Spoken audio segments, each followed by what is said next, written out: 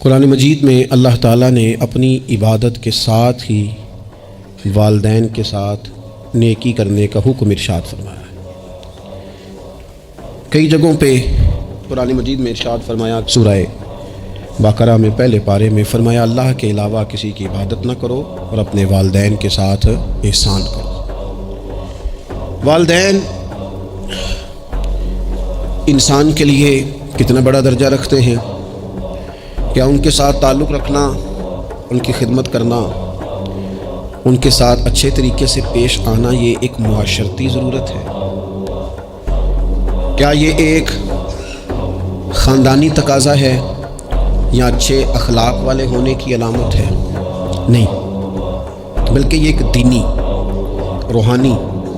اور ایمانی ضرورت ہے۔ کیوں کہ نبی اکرم نور مجسم صلی اللہ تعالیٰ علیہ وسلم سے جب پوچھا گیا تھا کہ یا رسول اللہ صلی اللہ تعالیٰ علیہ وسلم، ماں باپ کیا ہیں، ماں باپ کے بارے میں کچھ فرمائیے، تو حضور نے فرمایا تمہاری جنت بھی ہے اور تمہارے لیے دوزخ بھی ہے۔ اگر تم ان کے حقوق اچھے طریقے سے ادا کرنے میں کامیاب ہو جاتے ہو، اگر تم ان کے ساتھ اخلاق عالیہ کا رویہ رکھنے میں کامیاب ہو جاتے ہو، اگر تم ان کے ساتھ محبت کا سلوک کرتے ہو، ان کو خوش کرنے میں کامیاب ہو جاتے ہو، شریعت اسلامیہ نے جو ان کے حقوق متعین کیے اگر وہ تم ادا کر لیتے ہو تو تمہارے لیے جنت ہے، اور اگر تم ان حقوق کو ادا کرنے میں ناکام رہتے ہو تو پھر تمہارے لیے دوزخ ہے۔ تو یہ ایک دینی، روحانی، ایمانی ضرورت ہے، اس کا ہمیں احساس ہونا چاہیے۔ ظاہر ہے ہم انسان ہیں اور والدین بھی انسان ہیں، ایسا نہیں ہو سکتا کہ ان کا رویہ ہمیشہ ہی ٹھیک ہو۔ یہ کیسے ممکن ہے کہ وہ کبھی خطا نہ کریں؟ یہ کیسے ہو سکتا ہے کہ کبھی ان کے رویے میں ترش روئی نہ آئے، وہ کبھی تلخ نہ بولیں؟ یہ بھی بہت ساری جگہوں پہ دیکھا گیا ہے، اور یہ 100% حقیقت ہے کہ بعض مقامات پر والدین انصاف بھی نہیں کر پاتے۔ لیکن ایک مسلمان بیٹے کو کیا حکم دیا گیا ہے، اور اس سے شریعت نے یہ مطالبہ کیا ہے کہ والدین کا جو معاملہ ہے، ان کا جو رویہ ہے، اس کے لیے وہ رب کی بارگاہ میں جواب دہ ہیں۔ ساری عدالتیں دنیا میں تو نہیں نہ لگ رہی، ایک عدالت صبح قیامت بھی تو قائم ہوگی۔ اگر وہ کہیں کسی مقام پر، کہیں جگہ پر وہ کسی غلطی کا شکار ہیں تو عند اللہ جواب دیں گے، ہم کیا کریں؟ حضور علیہ الصلوۃ والسلام نے فرمایا اگر تمہارے ماں باپ تم پر ظلم بھی کریں تو تم نے پھر بھی نیکی کرنی، تمہارے رویے سے خیر ہی پوچھنی چاہیے، تمہارے لب و لہجے سے ان کے لیے ہمیشہ خوبصورت رائے کا اظہار ہی ہونا چاہیے، تمہارے بازو ان کے لیے ہمیشہ کھلے رہنے چاہیے، اور تمہیں ان کے معاملے میں ہمیشہ اپنے رب کو جواب دینے کا تصور قائم رکھنا چاہیے، تمہارے اندر کہیں کمزوری نہ آئے۔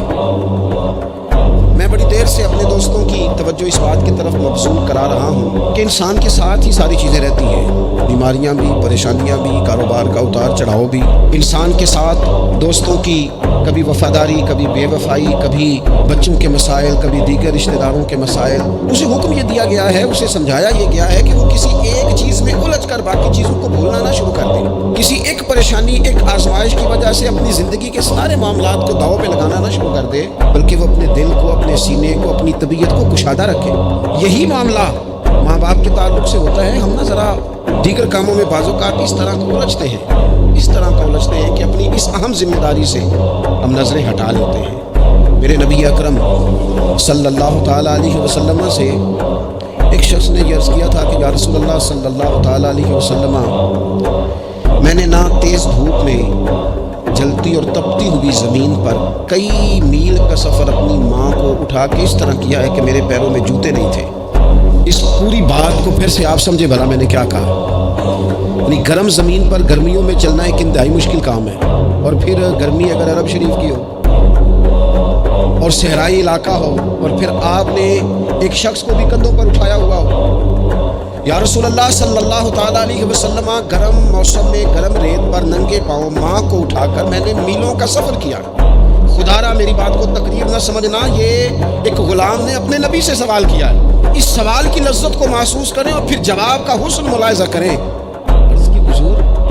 بڑا میں نے سنا ہے کہ ماں باپ کی خدمت کا حق ادا کرنا چاہیے، تو وہ میں کوئی حق ادا کر سکا ہوں، کوئی خدمت کر سکا ہوں؟ اس نے کہا میں نے میلوں ننگے پاؤں تپتی زمین پر صحرا میں سفر کیا ہے، تو محبوب کریم نے بھی اسے سبق یاد کرایا۔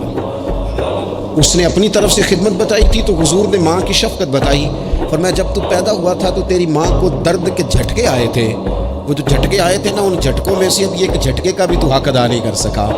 وہ جو درد کے جھٹکے تھے، وہ جو تکلیف تھی، کتنی مائیں دوران زچ کی دنیا سے چلی جاتی ہیں۔ بیٹا پیدا کر گئی، خود رخصت ہو گئی، جان پر کھیل گئی، لیکن ایک زندگی دنیا میں چھوڑ گئی۔ لیکن کیا کبھی ایسا ہوا ہے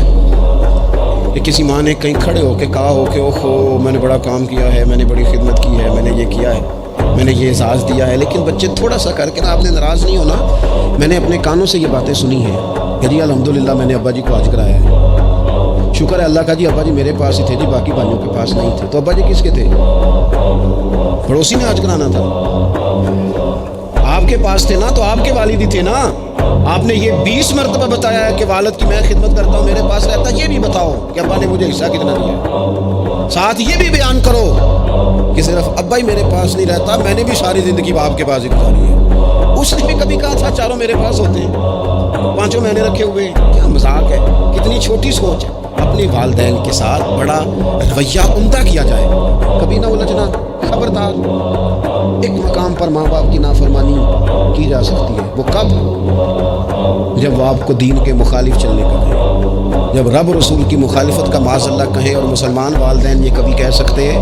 نہیں۔ باقی ہر کام میں ان کی فرما برداری ہے، ان کی خدمت ہے، ہر جائز کام میں ان کی بات کو تسلیم کرنا ہے۔ بلکہ حضرت اسماء بنت ابی بکر صدیق، حضرت صدیق اکبر رضی اللہ تعالی عنہ کی صاحبزادی ہیں، انہوں نے ایک دفعہ نبی پاک علیہ السلام کی خدمت میں ایک سوال بھیجا تھا، عرض کی یا رسول اللہ صلی اللہ تعالی علیہ وسلم، ماں مشرکہ ہے، اللہ رسول کو نہیں مانتی، معاذ اللہ، ماں مشرکہ ہے، تو حضور وہ مجھ سے ملنا چاہتی ہے، کیا میں اس سے حسن سلوک کر سکتی ہوں؟ نبی کریم نے فرمایا تیری تو ماں ہے نا، چل تم اچھا سلوک ہی کر، تم اپنا رویہ اس کے ساتھ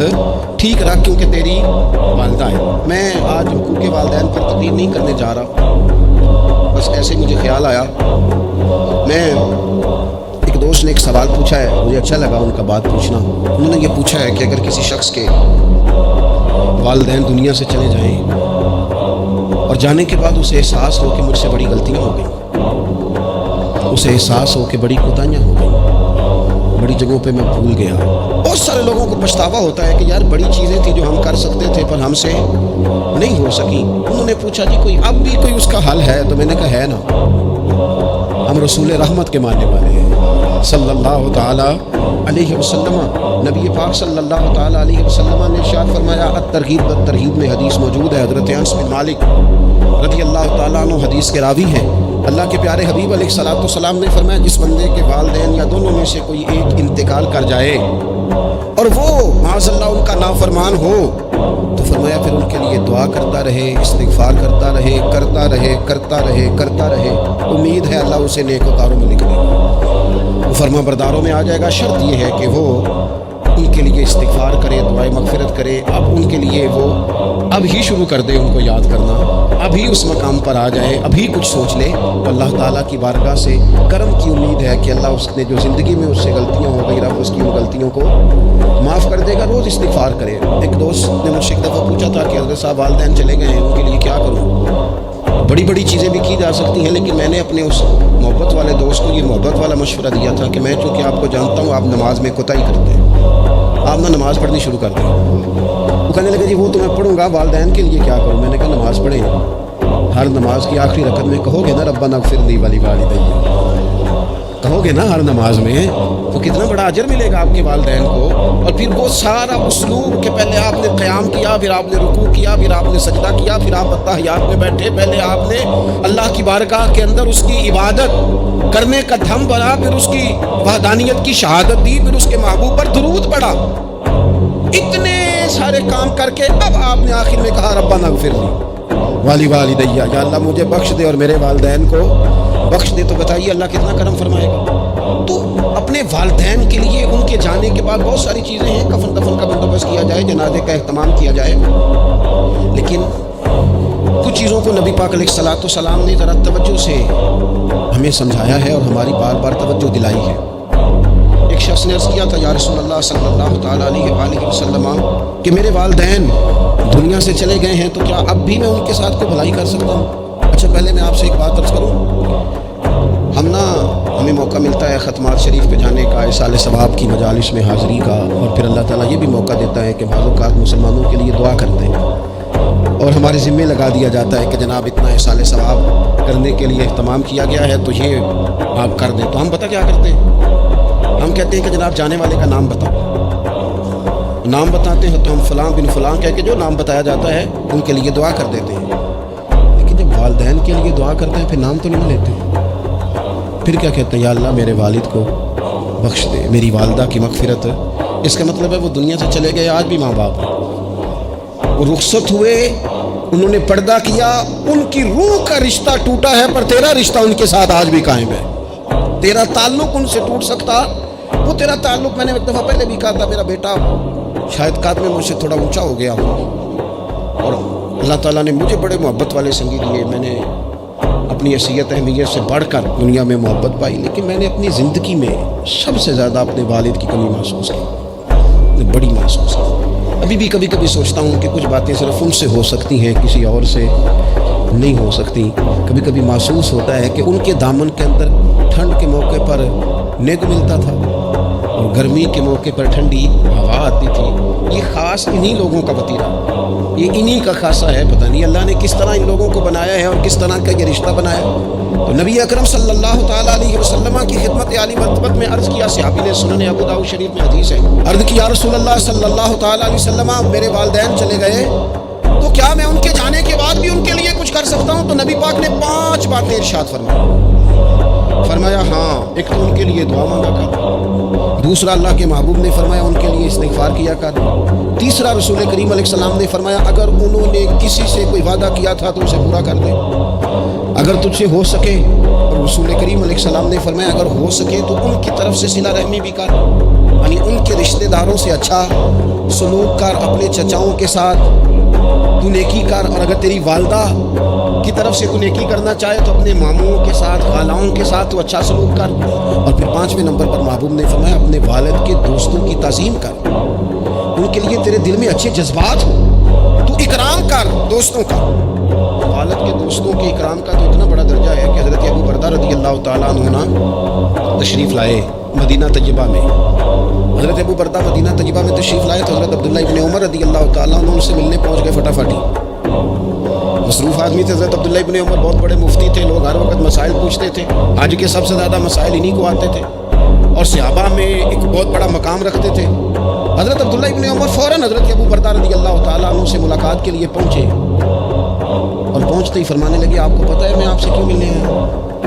حضرت ابو بردہ کہنے لگے میں تو خود بڑا حیران ہوں کہ آپ ایک مصروف آدمی اور آپ ٹائم نکال کر کے میرے پاس تشریف لائے۔ فرمانے لگے اس لیے آیا ہوں کہ میرے والد آپ کے والد کے دوست تھے، حضرت فاروق اعظم کے دوست تھے آپ کے والد، اور یہ صحیح ابن حبان میں یہ لفظ موجود ہے۔ حضرت سیدنا عبداللہ ابن عمر رضی اللہ تعالیٰ عنہ فرمانے لگے نبی پاک علیہ السلام نے فرمایا ہے کہ جو اپنے والد کی قبر میں ان سے اچھا سلوک کرنا چاہے وہ والد کے دوستوں کے ساتھ اچھا سلوک کرے، وہ اس رویے کو، اس محبت کو قائم کرے،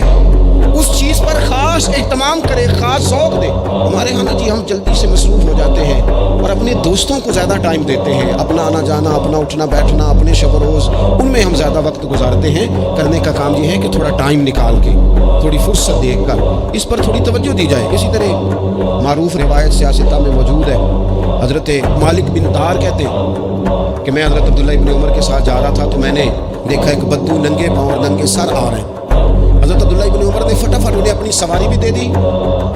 سیاستہ سے حدیث عرض کر رہا ہوں، سواری بھی دے دی اور پگڑی بھی دے دی۔ فرماتے میں نے عرض کی حضرت عبداللہ ابن عمر سے کہ حضور یہ بدو ہیں، یہ تو تھوڑے سے نذرانے پہ بھی خوش ہو جاتے،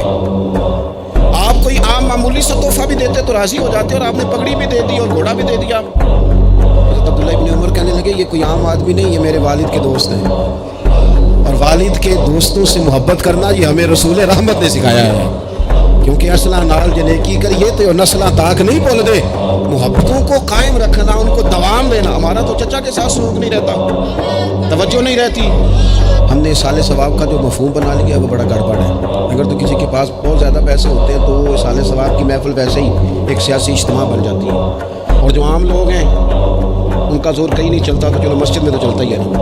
وہ آ کے کہتے ہیں مولوی صاحب کو کہ بچے بھیجتے ہیں پورا قرآن پاک پڑھانا ہے ہم نے۔ بھائی نبی پاک علیہ السلام نے تو فرمایا جتنی دیر دل جمے اتنی دیر پڑھو، آپ نے کیوں پابند کیا پورا پڑھنے کا؟ اور پھر اللہ تبارک و تعالیٰ اگر معاف فرمانے پہ آئے وہ تو پتر بسم اللہ بھی پڑھے تو اللہ باپ کو معاف فرما دیتا ہے۔ شرط یہ ہے کہ خلوص ہو، وہاں تو معیار دیکھا جاتا ہے، مقدار تھوڑی دیکھی جائے۔ تو ایصال ثواب تو یہ ہے کہ آپ ضرورت دیکھیں کس چیز کی۔ ہمارے ہاں منوں کے حساب سے کھانے پک جاتے ہیں، بڑی بڑی لمبی دعوتیں ہوتی ہیں، بڑا کچھ ہوتا ہے، لیکن جو ضرورت ہوتی ہے ضرورت کو ہم نہیں دیکھتے۔ اگر آپ کوئی اور کام ضرورت کا کرا دیں نا، کروڑوں روپیہ آپ نے لگا دیا ختمات پہ اور فلاں پہ، اور جس قبرستان میں آپ نے والد کو دفن کیا اس میں تو غریبوں کے لیے مزید جگہ ہی نہیں دفن کرنے کی، تو یہ اچھا ایصال ثواب نہیں تھا کہ قبرستان کی جگہ بڑھائی جاتی؟ یہ اچھا ایصال ثواب نہیں تھا کہ مسجد کا ماحول دیکھا جاتا، علاقے کے غرباء پر نظر کی جاتی؟ وہ لوگ جو بیچارے قرض کے نیچے آ کے پوری طرح دب گئے ہیں، نفسیاتی مریض ہو گئے، ان غریبوں کو دیکھا جاتا، یہ ایصال ثواب نہیں تھا؟ آپ دیکھیے حضرت سعد رضی اللہ تعالیٰ عنہ نے حضور کی بارگاہ میں عرض کی، یا رسول اللہ صلی اللہ تعالیٰ علیہ وآلہ وسلم، میری ماں ایک غلام آزاد کرنا چاہتی تھی، اگر میں ان کی طرف سے وہ غلام آزاد کر دوں،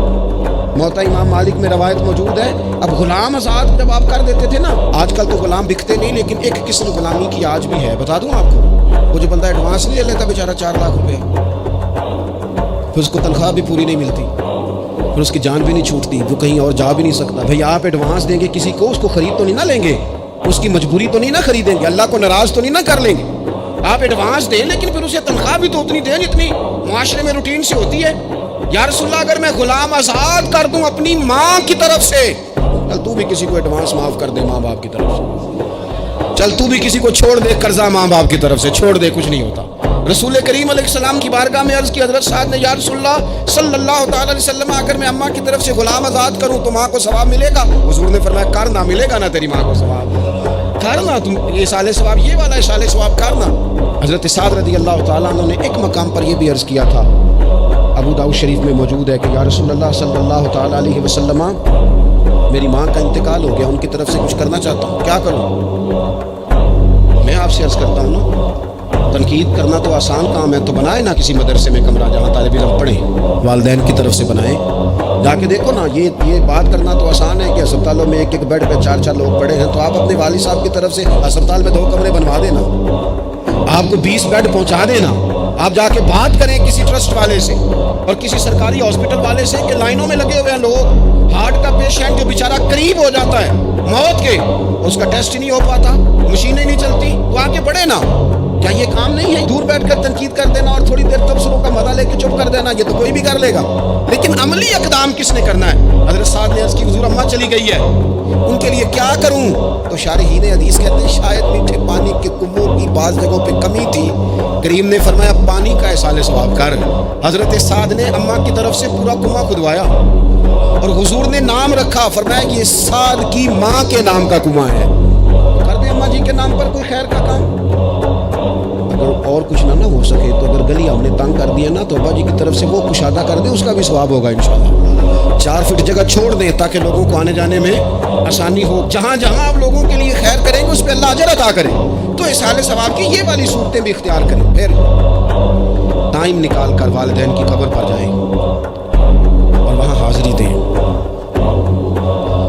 جو لوگ مزارات پر جانے کے شوقین ہیں وہ ضرور جائیں، میں بھی جاتا ہوں۔ میں آپ کو پہلے بھی کہہ چکا ہوں، میں داتا صاحب رحمۃ اللہ علیہ کبھی بھی اس طرح نہیں گیا کہ میں جلسے پہ گیا ہوں، محفل پہ گیا ہوں، کسی کام گیا ہوں تو حاضری دے لوں، میں سمجھتا ہوں یہ ٹھیک نہیں ہے۔ میں تو داتا صاحب اسپیشل جاتا ہوں، میں تو حضرت بابا صاحب بھی جب جاتا ہوں تو اسپیشل جاتا ہوں، اور میں جاتا بھی ہوں تو ان کی خدمات دینیہ کو، ان کی عظمتوں کو سلام کرنے جاتا ہوں۔ میں تو فیوزات روحانیہ کے لیے جاتا ہوں، ایز اے خاص جاتا ہوں، حاضری دیتا ہوں، یہ بڑا کمال بات ہے۔ لیکن آپ کو ایک بات عرض کروں، یہ اللہ والوں کے مزارات ہیں، ان پر ضرور جانا چاہیے، لیکن ایک بات یاد رکھنا، ہر بیٹے کے لیے اس کے باپ کی قبر مزار ہے، ہر بیٹے کے لیے اس کی ماں کی قبر مزار ہے، اس پر بھی حاضری دو، حاضری کا مزاج بناؤ، یہاں جا کر کے نا حاضری دے کے آؤ۔ میں قبرستان سے نکل رہا تھا تو ایک دوست نے مجھے کہا کہاں ہیں؟ میں نے کہا میں اپنے والد صاحب کی قبر پہ حاضری دے کے آ رہا ہوں۔ کہنے لگے ان کا مزار کہاں ہے؟ میں نے کہا وہ آپ کے لیے تو کوئی روایتی مزار نہیں ہے، وہ میرے لیے مزار ہے، کیونکہ میرے والد ہیں نا، وہ راضی ہوں گے تو رب راضی ہوگا۔ والدہ کے لیے نبی پاک نے فرمایا اس کے پیروں کے نیچے جنت ہے، تو جس کے پیروں کے نیچے تیری جنت ہے، بتاؤ اس کی قبر تیرے لیے مزار نہیں؟ اس کی قبر تیرے لیے باعث فیوز و برکات نہیں؟ تو نبی پاک صلی اللہ علیہ وسلم نے فرمایا ایک روایت میں، جو ہر جمعے والے دن اپنے والدین کی قبر پہ جائے گا، اللہ تبارک و تعالیٰ جانے والے کی بھی بخشش فرما دے گا۔ تھوڑا سا نا مخصوص سا ٹائم نکالیں، کچھ تھوڑا سا ارادہ کریں، حاضری کا پروگرام بنائیں۔ ایک بات اور عرض کرنی ہے یہاں، اس کو میں بڑا ضروری سمجھتا ہوں آخر میں آپ کی خدمت میں عرض کرنا۔ ایک بات اچھی طرح سے طے کر لینا، کچھ چیزیں ایسی ہوتی ہیں جو ادھار ہوتی ہیں، کچھ ایسی ہوتی ہیں جو نقد ہوتی ہیں، بالکل نقد، ان میں ادھار نہیں ہوتا۔ وہ کہتے ہیں نا جی ہم جی ادھار کا کاروبار نہیں کرتے، ہمارا سارا کاروبار کیش کا، ہم بالکل ایک ہاتھ دے دوسرے ہاتھ لے، ہمارا یہ سلسلہ ہے، ہم بالکل جو ہے نا کسی قسم کا کریڈٹ پہ نہیں چلتے۔ میں آپ سے عرض کروں، نبی پاک علیہ السلام نے فرمایا کسی جرم کی سزا اللہ تعالیٰ دنیا میں نہیں دیتا اتنی جلدی۔ بہت ساری سزائیں رب نے روک دی ہیں، قیامت کو دی جائیں گی، اللہ تعالیٰ سب سزاؤں سے ہمیں محفوظ فرمائے، لیکن فرمایا والدین کی نافرمانی ایسا جرم ہے جس کی دنیا میں بھی سزا ملتی ہے، دنیا میں یہ طے ہے۔ حضور علیہ السلام نے کبھی کسی شخص کے لیے دعائے ضرر نہیں کی، حضور نے تو کبھی یہ بھی نہیں کہا جو پتھر مار رہے تھے کہ یہ تباہ ہو جائیں، برباد ہو جائیں، کہ ناک خاک آلود ہو جائیں، لیکن سیڑھیاں چڑھتے ہوئے جو مشہور حدیث ہے، محبوب نے آمین کہا۔ ابن حضرت جبریل نے جب 3 لوگ بتائے تو ان میں ایک بندہ وہ تھا، حضرت جبریل امین عرض کرنے لگے یا رسول اللہ صلی اللہ تعالیٰ علیہ وسلم،